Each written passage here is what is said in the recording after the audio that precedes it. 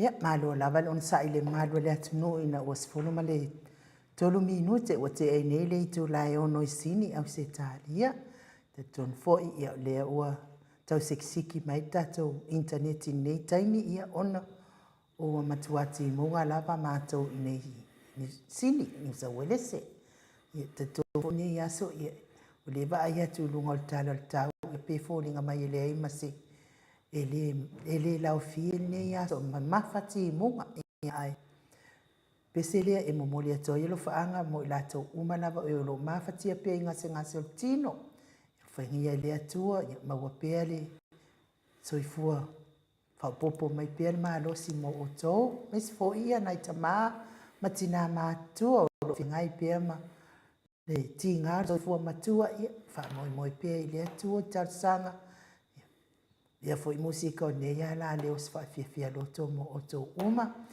ia mes fo ila to ia ma ia aki munga lo ia le aso ia kinga o makingo ia malo la vale ona sa ia le pese mo oto uma tina mata mama tu ia mes fo ia o ngase pe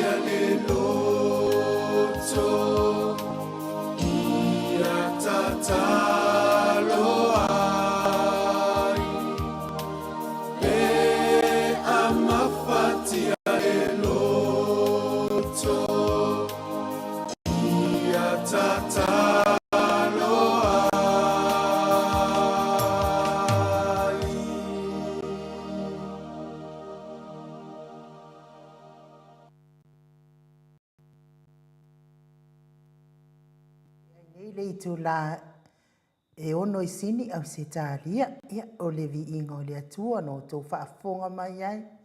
Ia awale whiwi te talo, mai se i lātou uma o leo whiangai pia mangase ngase o tino. Ia awale au tae talo, awale whiu ngō whi e talo, e mana le talo. Mai tali mai lava lau talo, i le mwhaina le tali mai a lau talo, i lau wala au atu i le atua. Ia o whanongolongo fo i le wholafola ina wa whiong pa i a le atua, mai se fo i le whaitau le whionga pa i a le atua. E ei le teimi tau te tatalo talo i pe so. E le ko e kali mai a te tatalo na te tatalo i le atua i oi. E whapena le whaingone mea. E le teimi na tuli e se mea ia lusi whelo ma lunga le nofo ali, lunga le nofo ali o le atua. Sau loe leo lusi whelo ua whaso i sā i le vao le langi ma le lalo langi. O le aluatu la tato tatalo. Ia o na lu whaalawe lave ai leo o lusi whelo, lai ta umai tono le tanielu. Whaalawe lave ai leo o lusi whelo wa le alua tato talo i le atua. Awa whaalawe lave ai lusi whelo. E o hala tato talo e tali mai lava le atua, mai fo il tali o lau talo. Ai au mai fo il tali o lau talo. E ke fiu i whaatali tali o lau talo e sea. Nanga lai whaalawe lave le ali o le lalo langi. I le vao le whanawa le atua ma le atua. Lea lai tau mai i le tusi le tanielu. Se tatalo tanielu i le atua mana onga tanielu le atua. Luas funtasi aso o whaalawe o whaatali ia tanielu i se tali mai le atua i tusa malana tatalo. Na i ulawa na tuli mai le atua na angelu fo i lea o Mikaele. E sau fo i lea i momoli mai le tali o le tatalo i tanielu. O nele o tausanga malawa. O te angapongi ai lava ui le luas futasi aso. O te whanau nau ai le atua. Ia o la te tatalo i le atua. Pe o le tatalo tanielu le na whaatali le atua luas futasi aso. Te fia la ui o te angapongi. I le luas futasi aso i tausanga uma. I le amatanga o tausanga. Ina ia anga le lei mai le atua ma alofa mai le atua. I le amatanga o tausanga. Ia whaamamao i mala mapua ngā o whaalawe lawe te tupu whaapua se ia taita malota a inga ia e meise fo i o uso ia ke riso ma toa oi ma o mamai ia maua se tausanga fia ia e ui ala i le kele o ki a polo e whaalawe lawe mai ai te tali tonu le mawhana whana o le alofa o le atua e soa ni mai ia ai ona o lota tō angata te tatalo i le atua tātou la ia ngase ma iei fo i se mea i te fina e te manao ai le atua aua le fiu ngō fia lau talo aua te whaapea ua le itali mai lava le atua le iei le teini itali mai le atua la u whaitau ma la u whaalongolongo fo i le folafola ina e au na le atua o le tala e le lei ia on mea la na e leina tuaina tali mai au talo tau whamanuia mai le atua ia oi ia ai oso ku fo i kapilielu ia i le manao e pupuni ia le tali mai le atua ia te oi malau talo ia ai au te poli e le mahalosi se ki apolo e mahalosi la vale anganga o le atua e soani fo ia tātou uma whawhetai fo i le tau tatalo le watali mai tau tatalo le o tātou mafuta mai ma le fionga i le ali i pule o tātou kou wha walu te simale o iwa wha te simale tolu le fionga le ata noa Crichton ata noa te sa Crichton ia pai le mana le tau tatalo ma le tali mai o le atua ia ua maua se ava noa tau te whaanongolongo i lona si ufafonga ai tau te leo whaanongolongo ai tau te leo waa ai atu i lona fōlinga ata ia ua iwa tau nua i tala tusi amu ia e le waa ai mai ai tatu tonu mai pia. Ane koe tau sanga mai whai tatu in sinia a, te tu o tāsisi tonu minute.